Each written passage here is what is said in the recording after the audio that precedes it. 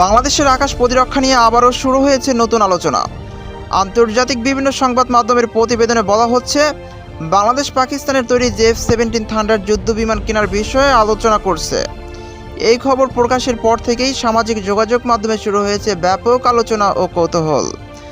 কারণ F-7 thunder হলো পাকিস্তান ও চীনের যৌথভাবে তৈরি একটি মাল্টিপল কমব্যাট ফাইটার জেট, যেটা আধুনিক রাডার সিস্টেম, মিসাইল ক্যাপাবিলিটিস এবং অ্যাডভান্স কমব্যাট টেকনোলজি ব্যবহারের জন্য পরিচিত।